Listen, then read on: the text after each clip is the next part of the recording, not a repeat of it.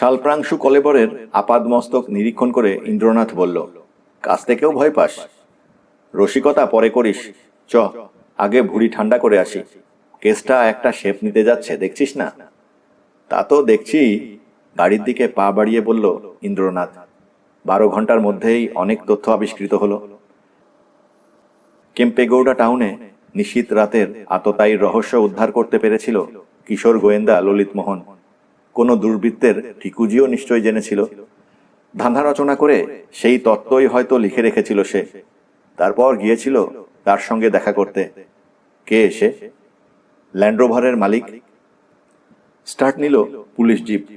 অন্যমনস্কভাবে বাসন্তী রঙের নয়ন মনোহর বাড়িগুলোর দিকে তাকিয়ে বলল ইন্দ্রনাথকে, মনটা খচখচ করছে অন্য কারণে। কি কারণে? তুই বলছিস সেক্স মার্ডার, কিন্তু সেক্স মার্ডারের পেছনে একটা উন্মত্ত জিঘাংসা থাকে, একটা এলোমেলো পৈশাচিকতা থাকে।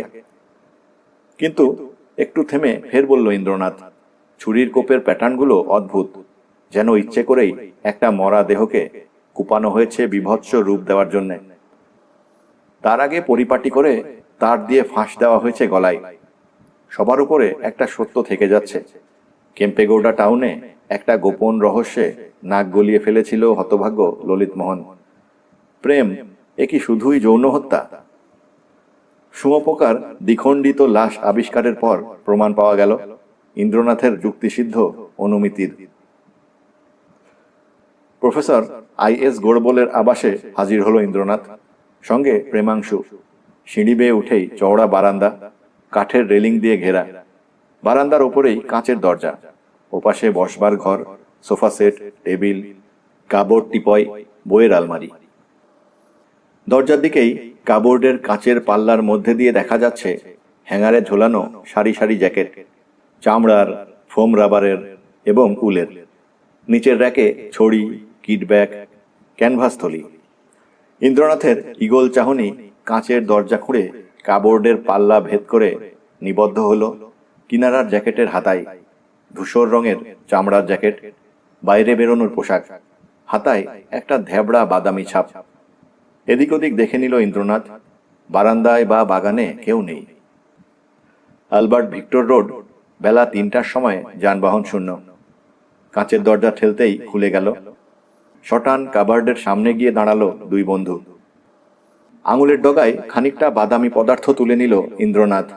থুতু দিয়ে ভিজোতেই গোলাপি হয়ে গেল থুতুর রং। আঘ্রাণ নিল নাকের কাছে তুলে। না, আর সন্দেহ নেই, রক্তই বটে। দৃষ্টি বিনিময় করল দুই বন্ধু, কিন্তু উল্লাস উবে গেল আচম্বিতে পেছন থেকে বজ্রকণ্ঠে হুঙ্কার শুনে, হ্যান্ডস আপ! রিভলভার বের করারও সময় পাওয়া গেল না। ঊর্ধ্ববাহু হয়ে গৌরনীতায় বনে গেল দুই গোয়েন্দা। About turn! কচি কণ্ঠে নিনাদ শোনা গেল আবার। যন্ত্রচালিতের মতো পেছন ফিরল মানিক জোড়। দেখল মেশিনগানধারী আততায়ীকে। বয়স তার বড়জোর 5। প্রায় নীল সুন্দর চোখ, আপেল রাঙা টুকটুকে গাল, লাল বুট, কালো নাইলন ট্রাউজার্স এবং ফোম রাবারের জঙ্গলি প্যাটার্ন জ্যাকেট। দুহাতে রং বেরঙের প্লাস্টিকের তৈরি মেশিন গান। ফিক করে গালে টোল ফেলে হেসে ফেলল শিশু দস্যু। বলল, হু ইউ? ফ্রেন্ড। হাত নামালো ইন্দ্র। ফায়ার! কচি কণ্ঠে ফের ধ্বনিত হলো বজ্রনিনাদ। সঙ্গে সঙ্গে আঙুল ওঠানামা করতে লাগলো মেশিন গানের ট্রিগারে। আওয়াজের সঙ্গে নলচের মুখ দিয়ে বিচ্ছুরিত হলো আগুনের ঝিলিক চকমকির ফুলকি। কপট আতঙ্কে শিউরে উঠেই বুক খামচে ধরে ধপ করে হাঁটুর উপর বসে পড়ল ইন্দ্রনাথ। জিভ বের করে থুতনি নামিয়ে আনলো বুকের ওপর। ডেড! হৃষ্টচিত্তে বলল শিশুদস্যু। বিস্ফারিত চোখে এতক্ষণ তাকিয়েছিল প্রেম। এবার বলল, क्या नाम है तुम्हारा? कोबिन। प्रोफेसर गोड़बोले कौन है? पिताजी। चोख खुले बोल्लो इंद्रनाथ, देखो कितनी ब्लाड निकला है। भय की? हिंदीतेई बोल्लो कोबिन। बाबार हाथे रक्त रोज लेगे थाके। ताई नाकि? किसेर रक्त? खरगोशेर। रोज खरगोश मेरे रक्त निये जाय बाबा। आस्ते आस्ते चोयाल झुले पड़ल प्रेमांशुर। सकौतुके बंधुबरेर मुखाबयब निरीक्षण करे निये फेर शुधालो इंद्रनाथ। की करेन बाबा? रिसार्च। माठे घाटे फाँद पेते राखे। আমি বাঘের কুকুর খাওয়া দেখেছি, সাপের ইঁদুর খাওয়া দেখেছি খাঁচার মধ্যে, বাবা দেখিয়েছে। আমার মা নেই কিনা তাই। আচমকা ভেতর থেকে ভরাট গম্ভীর গলায় হাঁক শোনা গেল, কবিন। ছুটে ভেতরে ঢুকে গেল কবিন। তড়বড় করে কি যেন বলল প্রশ্নকর্তাকে। পর মুহূর্তে হাত ধরে যাকে টেনে নিয়ে এলো তিনিই নিঃসন্দেহে প্রফেসর গোড়বোলে। ভদ্রলোক অতিশয় দীর্ঘকায়, 6 ফুট হওয়াও বিচিত্র নয়। রোদে পোড়া তামাটে মুখ, বয়স কম করেও 60। মুখে এবং দেহে অনাবশ্যক মাংস বা মেদ নেই। হাতের ওপর শুধু চামড়া, অন্তর্ভেদী চক্ষু। সবচেয়ে বড় বৈশিষ্ট্য চোয়ালে, মুখের অনুপাতে বেশ বড়, ঠেলে বের করা, অসম্ভব আত্মপ্রত্যয়ের লক্ষণ। প্রফেসর বোধহয় দিবানিদ্রায় মগ্ন ছিলেন, চোখে ঘুমের আভাস, পরনে স্লিপিং স্যুট। ইন্দ্রনাথকে অঙ্গুলি সংকেতে দেখিয়ে লাফাতে লাফাতে বলল কবিন, একে মেরে ফেলেছি। তীক্ষ্ণ চোখে দুই বন্ধুর আপাদমস্তক দেখে নিলেন প্রফেসর গোড়বোলে। পুলিশ দেখছি, আমার কাছে কেন? আমতা আমতা করতে লাগলো বেচারি প্রেমাংশু, আর চোখে তাকালো ইন্দ্রনাথের পানে। কিন্তু দুই চোখে তার নীরব কৌতুক, ঠোঁট দৃঢ় সংবদ্ধ। অগত্যা প্রেমকেই বলতে হলো কাষ্ঠ হেসে, গতকাল রাত 12টায় আপনি চন্দনবনে গিয়েছিলেন? তা তো যাবই, আজকেও গেছিলাম সকাল 8টায়, আবার যাবো এখনই 4টে বাজলেই। আমার কাজই যে তাই। কাজটা কি তা প্রকাশ পেল অচিরেই। প্রফেসর গোড়বোলে মহারাষ্ট্রীয় ক্ষত্রিয়, পূর্বপুরুষ শিবাজির পক্ষে অস্ত্র ধারণ করেছিলেন। উনি কিন্তু জীবজগৎ নিয়ে সমাহিত। ইকোলজি ওর গবেষণার বস্তু, প্রাণীকুলের সাথে পরিবেশের সম্পর্ক, এই নিয়েই বছরের পর বছর তিনি বিস্তর তত্ত্ব আবিষ্কার করে চলেছেন। ব্যাঙ্গালোর থেকে 250 মাইল দূরে ম্যাঙ্গালোর, ম্যাঙ্গালোর থেকে মাইল কয়েক উত্তরমুখ গেলেই আরব সাগরের তীরে মণিপাল। সেখানকার মেডিকেল কলেজে তিনি বহু জন্তু জানোয়ার নিয়ে সাধনা করে চলেছেন বছর 10। ব্যাঙ্গালোরে এসেছেন বছর 3। রক্ত দরকার হয় ওই কারণেই। ইন্দ্রনাথের প্রশ্নের উত্তরে সুবিশাল চোয়াল নেড়ে শুষ্ক হেসে নিবেদন করছেন প্রফেসর, খরগোশ বা ওই জাতীয় নিরীহ প্রাণী হত্যা করে প্লাস্টিকের থলি বোঝায় রক্ত নিয়ে যান বনে বাদাড়ে। ফাঁদের আশেপাশে ন্যাকড়ায় ভিজিয়ে ছিটিয়ে দেন রক্ত, নইলে বেঁজি ধরা পড়বে কি করে? ছুঁচো কি খায় এবং ছুঁচোকে কে খায় জানবেন কি করে? শুনে দৃষ্টি বিনিময় হলো প্রেম আর ইন্দ্রর। রক্তে ন্যাকড়া চুবিয়ে ছিটোতে গেলে জ্যাকেটের হাতায় সে রক্ত লাগবেই। তাই খাঁটি বাংলায় প্রেমকে বললে ইন্দ্র, জহুরি জহর চেনে, বেগুনওয়ালা চেনে বেগুন। খুব হয়েছে, চল এবার। ভ্রু কুঞ্চিত করে শুধলেন বৃদ্ধ গোড়বোলে। কি বললেন? বললাম যে এভাবে রক্ত ছিটোচ্ছেন কতদিন? বললাম তো 3 বছর। বলেন কি? কোনো খবরই রাখেন না? ইংল্যান্ডের সায়েন্টিস্টরা 27 বছর ধরে জঙ্গলে বসে আছে এক টানা। আমাকেও আসতে হয় 8 ঘন্টা অন্তর। মরা ছুঁচো ফেলে দিয়ে নতুন ছুঁচো রাখি ফাঁদে। আচ্ছা, তাহলে উঠি, অনেক ধন্যবাদ। দাঁড়ান, যাবার আগে বলে যান কেন এসেছিলেন। দুই চক্ষু সংকুচিত হলো প্রফেসর গোড়বোলের। মুহুর্মুহু নড়তে লাগলো চওড়া চোয়াল। এত বোকা ভাববেন না আমাকে। আমি চন্দরবনে রাত 12টায় গিয়েছিলাম কিনা তুচ্ছ এই ব্যাপারটা জানবার জন্য একজন পুলিশ অফিসার বাড়ি বয়ে এলেন কেন? কেন আমাকে ঘুম থেকে না তুলে আমার ছেলেকে প্রশ্ন করলেন রক্ত সম্পর্কে?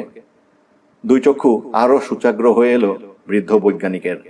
বলুন, কি চার্জ আমার বিরুদ্ধে? জীবনে এরকম ফাঁপড়ে পড়েনি প্রেমাংশু।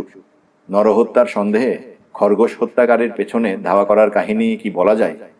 তাই করুণ চোখে ইন্দ্রনাথের পানে তাকালো প্রেমাংশু। ব্যক্তিত্বই পুরুষের বড় সহায়। সঙ্গীন পরিস্থিতিতেও তাই অটল থাকে ইন্দ্রনাথ রুদ্র। জাঁদরেল প্রফেসর গোড়বোলের সুচিতীক্ষ্ণ চাহনির সামনেও অমায়িক হেসে এগিয়ে এলো ইন্দ্রনাথ। দুহাত বাড়িয়ে প্রফেসরের ডান হাত মুঠির মধ্যে নিয়ে বলল, আমরা এসেছিলাম আপনার সাহায্য ভিক্ষে করতে। আপনার ব্যস্ততা দেখে ফিরে যাচ্ছি। কি সাহায্য? বলছি, কেবিনকে খেলতে পাঠান, এর সামনে বলা যাবে না। মেশিন গানের ঘোড়া টিপতে টিপতে ভোঁ দৌড় দিল কবিন। ইন্দ্রনাথ তখন সংক্ষেপে নিবেদন করল ললিত মোহনের নৃশংস নিধন কাহিনী। শুনতে শুনতে চক্ষু বিস্ফারিত হলো গোড়বলের, নাসিকারন্ধ্র স্ফীত হলো, চঞ্চল হলো চোয়াল। সবশেষে বলল একটি কাঁচা মিথ্যে। আপনার সুনাম আগেই শুনেছি। আপনি অকুস্থলে গিয়েছিলেন শুনে ছুটে এসেছিলাম যদি কোনো সূত্র পাওয়া যায় এই আশায়। প্রকৃতির নিকেতন আপনার নখদর্পণে।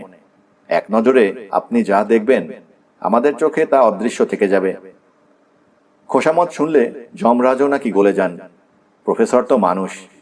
একগাল হেসে আমন্ত্রণ জানিয়ে বসলেন তক্ষুনি, এ আর বেশি কি কথা, আসুন আমার সঙ্গে। বিকেল 4টে। চন্দনবনে সেই গাছ যার দুটি শাখা গুলটিপের আকারে উঠে গেছে ঊর্ধ্বে। অনতিদূরে ঝরা পাতা আর শুকনো ডালের তলা দিয়ে লাইন বেঁধে চলেছে পিঁপড়ের দল। এক দৃষ্টে চেয়ে আছেন প্রফেসর, যেন নিমিলিত নয়ন বুদ্ধদেব, কাঁধে হ্যাভারস্যাক। সিগারেটের প্যাকেট অর্ধেক করে এনেছে প্রেম আর ইন্দ্র। ধৈর্যচ্যুতি ঘটলেও প্রকাশ করছে না মুখে। বিরক্তির সঙ্গে যে কৌতূহলও মিশে রয়েছে। কৌতূহল আধখানা শুঁয়োপোকা নিয়ে। সবুজ রঙের শুঁয়োপোকা, সদ্য গুটি থেকে বেরিয়ে যারা বিশ্বগ্রাসী ক্ষুধা নিয়ে কেবল পাতা চর্বণ করে চলে, সেই পোকা। কিন্তু তার আধখানা লাশ পাওয়া গিয়েছে। পিঁপড়েরা ঘাড়ে বয়ে নিয়ে চলেছে লোমশ পশ্চাৎ প্রদেশটি। গোড় বলে স্বগতোক্তি করলেন, ইন্টারেস্টিং। ইন্টারেস্টিং প্রতিধ্বনিত করল ইন্দ্রনাথ রুদ্র। ঘাড় নাড়তে নাড়তে পিপিলিকা বাহিনীর পানে তাকিয়েই বললেন প্রফেসর, 1 মিনিটে কতটা পথ হাঁটছে সে হিসেব বেরিয়ে গিয়েছে। এখন দেখছি শুঁয়োপোকাটাই বেশি ইন্টারেস্টিং। কেন ইন্টারেস্টিং? ধ্যানস্থ গোড়বলের কানের কাছে যেন মন্ত্রোচ্চারণ করল ইন্দ্রনাথ। গোড়বলের চোখ নেমে এলো আধখানা শুঁয়োপোকার 6 ইঞ্চি ওপরে। ফাইন কাট, কুচ করে পরিষ্কারভাবে কাটা। পাখির চঞ্চুতে এত ধার থাকে না। উদ্ভাসিত হলো ইন্দ্রনাথের চোখ। আগ্রহের রোশনায় জ্বলে উঠল প্রেমাংশুর বেজার মুখে। জানেন তো, শুঁয়োপোকারা গুটির খোলস থেকে বেরিয়ে ডালের ওপর দিয়ে গুটি গুটি যায় রেলগাড়ির মতো। ওপর দিকে তাকালেন প্রফেসর। ডালের ওপরে কে কাটলো একে? বলতে বলতে উঠে দাঁড়ালেন ইকোলজিস্ট এবং অস্ফুট চেঁচিয়ে উঠে দৌড়ে গেলেন পিপিলিকা বাহিনীর লাইন বরাবর উল্টো দিকে। একটা চন্দন গাছের ডাল মাটি থেকে মাত্র 1 হাত ঊর্ধ্বে সমান্তরালভাবে গিয়ে উঠে গেছে ওপরে। ডালটা এত নিচু যে দাঁড়িয়ে থেকে আঙুল দিয়ে স্পর্শ করা যায়। ডালের ওপর একটা গভীর কাটার দাগ। অর্ধচন্দ্রাকারে ছালটা কেটে গেছে ডালের এপাশ থেকে ওপাশ পর্যন্ত। চিন্তাকুল চোখে তাকিয়ে শুধলেন প্রফেসর, ডালটা এভাবে কাটলো কেন? কাস্তের কোপ, বলল ইন্দ্রনাথ। কাস্তে? ঠিক ঠিক, কাস্তেই বটে। কেন? খুন করার জন্যে? রক্ত আছে? চুল? না, একটু সবুজ ছোপ আছে কাটার দুধারে। শুঁয়োপোকা হত্যার চাক্ষুষ প্রমাণ।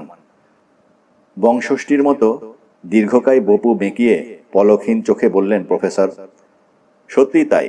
ডালের পাশে আরো কয়েকটি সদ্যজাত শুঁয়োপোকার নড়াচড়ায় তার প্রমাণ। ইন্দ্রনাথও চেয়েছিল নির্নিমেষে, বলল মৃদু কণ্ঠে, হত্যাকারী অন্য কাজে হাত লাগিয়েছিল, তাই কাস্তেটাকে কোপ মেরে আটকে রেখেছিল গাছের ডালে। সবাই তাই করে, কবিনের জ্বালায় আমিও করি। বড় দুরন্ত ছেলে। গলা খাকারি দিল প্রেমাংশু। কি হলো? চমকে উঠল ইন্দ্রনাথ। কবজি ঘড়িতে তর্জনী ঠেকিয়ে বলল প্রেম, এক্ষুনি থানায় না গেলেই নয়। সে কি কথা? যেন আকাশ থেকে পড়লেন প্রফেসর। শুঁয়োপোকা আর বাকি আধখানা না দেখেই যাবেন? আপনি দেখুন। চোয়াল সঞ্চালন করে শুষ্ক হেসে বললেন প্রফেসর, তাই কি হয়? আর 1 মিনিট থেকে যান, ইন্টারেস্টিং। পিপিলিকা বাহিনী যেদিকে চলেছে সেই দিকেই অতি সন্তর্পণে পা টিপে টিপে এগিয়ে চললেন প্রফেসর, এবং ধারা বিবরণী চলতে লাগলো ভরাট গভীর কণ্ঠে। পিঁপড়েরা মাথায় বোঝা নিয়ে সোজা লাইনে যায়।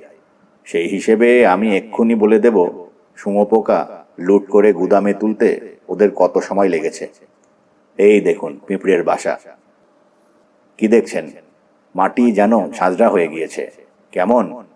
পা দেবেন না, পা দেবেন না, কামড়ে ঘা করে দেবে। দিন তো আমায় ছোট্ট শাবলটা, হ্যাবারস্যাকে আছে। থ্যাঙ্কস। হাতখানেক লম্বা একটা শাবল নিয়ে মাটি খুঁড়তে শুরু করলেন প্রফেসর। পিঁপড়ের বাসা ঘিরে বৃত্তাকারে রেখায় কোপ মারতেই পিলপিল করে পিঁপড়ের দল বেরিয়ে এলো পাতাল রন্ধ্র থেকে। হাবভাব দেখেই বোঝা গেল তারা বিলক্ষণ ক্রুদ্ধ। ভূগর্ভগৃহ আক্রান্ত হওয়ায় রেগে আগুন। নিরাপদ ব্যবধানে সরে দাঁড়ালো ইন্দ্র আর প্রেম। প্রফেসরের ভ্রুক্ষেপ নেই। দুর্বোধ্য মারাঠি ভাষায় পিঁপড়েদের সম্বোধন করে ভাষণ দিয়ে চললেন বিরামহীনভাবে। ভদ্রলোক নিঃসন্দেহে ছিটগ্রস্ত। পিঁপড়েরা পালিয়েছে, রুদ্রমূর্তি শাবলের ভয়ে অথবা অনর্গল বচনের ভয়ে। একটা বড় সড়ো মাটির চাঙড় দুহাতে তুলে উল্টো করে বসালেন প্রফেসর। মৌচাকের খুপড়ির মতো অসংখ্য গর্তের দিকে আঙুল তুলে দেখিয়ে বললেন বিজয় উল্লাসে, দেখেছেন? প্রথমে কিছুই দেখা গেল না। তারপর ভুরু কুঁচকে ইন্দ্রনাথ বলল, একটা সাদা গুটি দেখতে পাচ্ছি বটে। মাকড়সার জালের মতো সূক্ষ্ম তন্তু দিয়ে আষ্টে পৃষ্ঠে বাঁধা শ্বেত গুটিকাটি সন্তর্পণে তুলে নিয়ে আবরণ খসিয়ে ফেললেন প্রফেসর। টুক করে হাতের তেলোয় গড়িয়ে পড়ল আধখানা শুঁয়োপোকা, সবুজ রোমশ দেহ। ফের সঞ্চালিত হলো চোয়াল। খিকখিক হেসে প্রফেসর বললেন, এবার সময়টা শুনুন। শুঁয়োপোকা জবাই হয়েছে গতকাল দুপুরের আগে, সকাল নাগাদ। স্থির চোখে চেয়ে রইল ইন্দ্রনাথ। প্রেমাংশু যেন খাবি খেল অকারণেই। বলেন কি, কাস্তে নিয়ে হত্যাকারী এখানে এসেছিল খুনের অনেক আগেই? হ্যাঁ, অনেক আগেই। শুষ্ক কণ্ঠ ইন্দ্রনাথের। এবার বুঝলে কেন বলছিলাম এটা কি নিছক যৌন হত্যা? খুনটা সুপরিকল্পিত। প্রফেসর গোড়বলেকে চন্দনবনে রেখেই ইন্দ্রনাথ আর প্রেমাংশু এলো থানায়। নটরাজ নামক অধস্তন অফিসারটি নিরস রিপোর্ট পেশ করে গেল সঙ্গে সঙ্গে। লোহারকোট ডিটেকটিভ ক্লাবের বাকি 3 সদস্যের বাড়ি তদন্ত করে এসেছে সে। সব জায়গাতেই একটি প্রশ্নই করা হয়েছে। গতকাল বিকেল 5টা থেকে 6টার মধ্যে ললিত মোহন কার সঙ্গে দেখা করতে গিয়েছিল? কেউ সদুত্তর দিতে পারেনি। যত ধোঁয়া তো ওইখানেই। টেবিলের ওপর পা তুলে দিয়ে নাচাতে নাচাতে বলল প্রেমাংশু, 5টা থেকে 6টার মধ্যে হত্যাকারী তাকে ভুলিয়ে নিয়ে গিয়েছিল চন্দনবনে। ওইখানেই ওকে খুন করার মহড়াও দেওয়া হয়েছিল সকালবেলা। কিন্তু লোকটাকে? জবাব ধাঁধার মধ্যে। সিগারেটের ছাই ফেলতে ফেলতে বলল ইন্দ্রনাথ। সুতরাং ইন্দ্রনাথ একাই ফিরল গান্ধীনগরের ফ্ল্যাটে। তখনও খাটের কোণে দেহটাকে অদ্ভুতভাবে মেকিয়ে বসে আছে ইন্দ্র, যেন একটা ময়াল সাপ, কুণ্ডলি পাকিয়ে উপবিষ্ট। জ্বলন্ত সিগারেটের অগ্রভাগ সাপের মণির মতোই বিকিরণ করছে রক্তকিরণ। মৃগ? হ্যাঁ, বলো। একটা প্রশ্ন। ললিতমোহন হীরের টুকরো ছেলে, কিন্তু হপ্তা 3-4 এক নাগাড়ে কোনো চাঞ্চল্যকর রহস্য নিয়ে যদি তার মগজ ব্যস্ত থাকে, তাহলে তার বহিঃপ্রকাশ ঘটবেই দৈনন্দিন কার্যকলাপে, ঠিক কিনা? বিলকুল। আর একটা প্রশ্ন। শ্যামলেন্দুর সঙ্গে ললিতমোহনের আড়ি হয়ে গেল, কিন্তু জেদ চেপে গেল ললিতের। তার মানে কেম্পেগৌড়া টাউনে লুকিয়ে চুরিয়ে টহল দেওয়া অব্যাহত রইল, ঠিক কিনা? বিলকুল। তবে চলো। কোথায়? বিন্দুমতির কাছে। কফি খেয়ে যা। কফি না আসা পর্যন্ত ময়াল সাপের মতোই কুণ্ডলি পাকিয়ে বসে রইল বন্ধুবর। ধকধক করে কেবল জ্বলতে লাগলো সর্পমণি। কফি আর কাজু নিয়ে ঘরে ঢুকে আলেকজান্ডার ভড়কে গেল ইন্দ্রনাথের বসার ধরন দেখে। ট্রেটা হাট থেকে টেনে নিয়ে ওকে বিদায় করলাম ঘর থেকে। বেদে চেনে সাপের হাঁচি। ইন্দ্রনাথ নিশ্চয়ই কোনো সূত্রের সন্ধান পেয়েছে। অলঙ্কার সিনেমার সামনে থেকে স্কুটার রিক্সা নিয়ে লালমহল পৌঁছতে 20 মিনিটও লাগলো না। প্রৌঢ়ভৃত্যটি আমাদের প্রতি চকিত চাহনি নিক্ষেপ করে ক্ষিপ্র পদে অন্তর্হিত হলো অন্দরে। পরক্ষণেই বারান্দায় আবির্ভূত হলো দীর্ঘকায়া বিন্দুমতি। মোরাদাবাদী ল্যাম্পশেডের আলপনা আলো ছায়ার মধ্যে দিয়ে দেখলাম আজও তাঁর পরনে ছাপা শাড়ি, চওড়া চোয়াল যেন আরো রুক্ষ, শুকরের লেজের মতো খর্বকায় বিনুনি এলিয়ে ঘাড়ের ওপর। বেশভূষায় সাজসজ্জায় কোনো ছিঁড়ি ছাঁদ নেই। সতর্ক চোখে আমাদের নিরীক্ষণ করে বললেন স্বভাব কোমল কণ্ঠে, আসুন। বারান্দার চেয়ারেই আমরা বসলাম। বিন্দুমতি বসলেন সামনে। আলপনা আলো ছায়ায় দেখলাম তার চোখের পাতা ফুলো, অন্ধকারে অশ্রুপাত করছিলেন। ইন্দ্রনাথ বলল, আমাকে ক্ষমা করবেন এই সময়ে বারবার বিরক্ত করার জন্য। অসংকোচে বলুন। ললিতের একদিনের কাজের রুটিন কি ছিল বলবেন? সকাল 6টায় ঘুম থেকে উঠত, বাথরুম, ব্যায়াম। 7টায় আমরা সবাই মিলে কাগজ পড়তে পড়তে জল খাবার খেতাম। 9টা পর্যন্ত পড়াশোনা, তারপর স্কুল। বিকেলে স্কুল থেকে ফিরে বেড়াতে যেত বন্ধু বান্ধবের সঙ্গে। কোচিং ক্লাস সেরে বাড়ি ফিরত রাত 9টায়। খাওয়া, ঘুম 10টার মধ্যে। যেন মুখস্থ বলে গেলেন বিন্দুমতি। চমৎকার। এখন বলুন, মাসখানেকের মধ্যে এই রুটিনে কোনো হেরফের হয়নি? না তো। ললিতের সঙ্গে পরিবারের প্রত্যেকে মুখোমুখি বসতেন কখন কখন।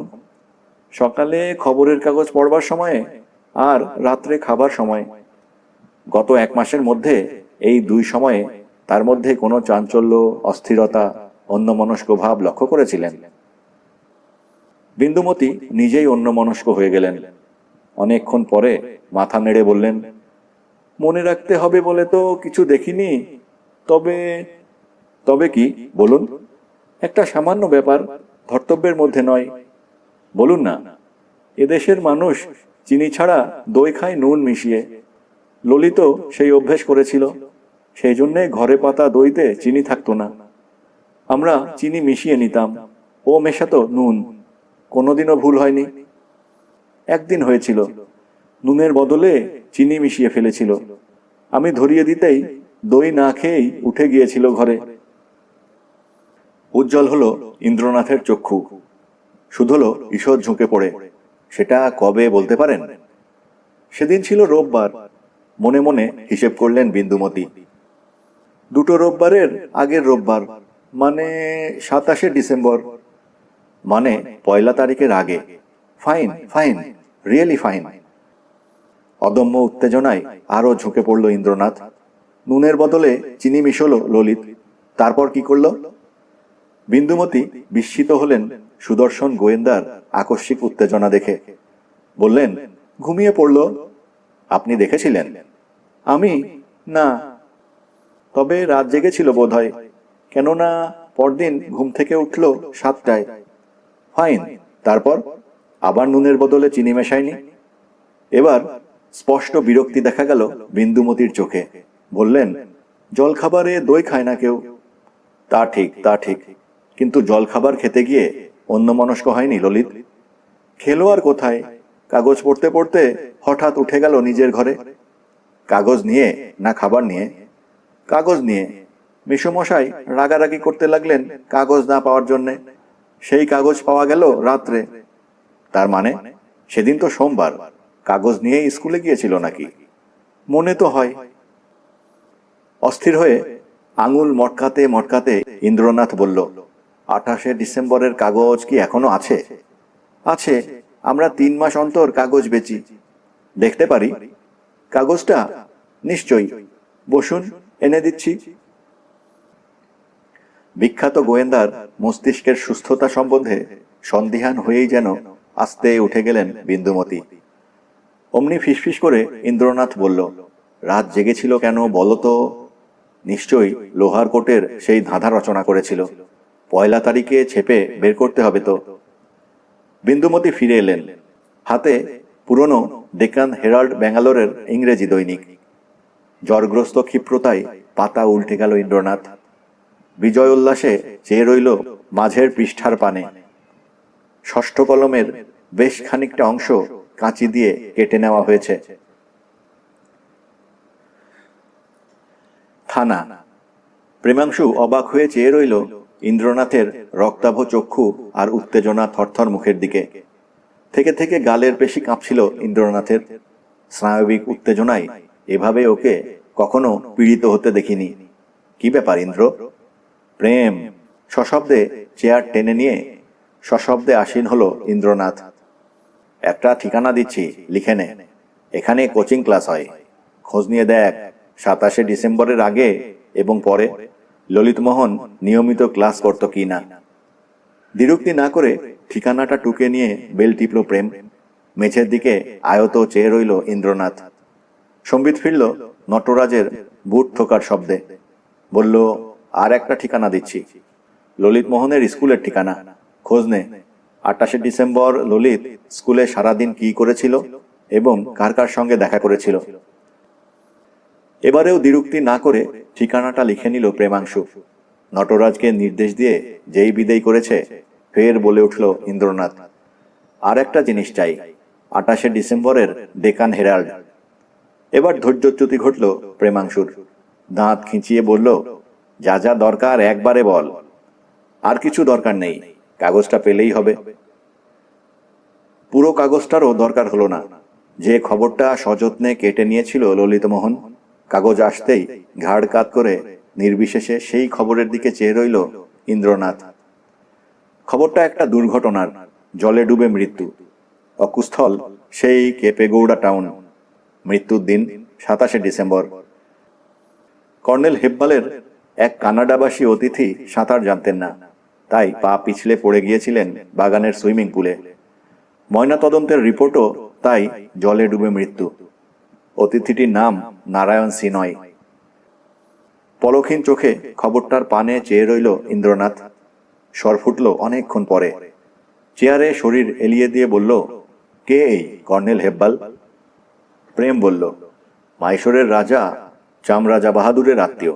রাজরক্ত নিয়েই জন্ম, কিন্তু রাজত্বে অধিকার নেই। আত্মসম্মান প্রখর, প্রচণ্ড অহংকারী। মিলিটারিতে থেকেই বোধহয় মেজাজটাও মিলিটারি। তবে ভালো স্পোর্টসম্যান। ব্যাঙ্গালোর পোলো ক্লাব ওর উদ্যোগেই প্রতিষ্ঠিত।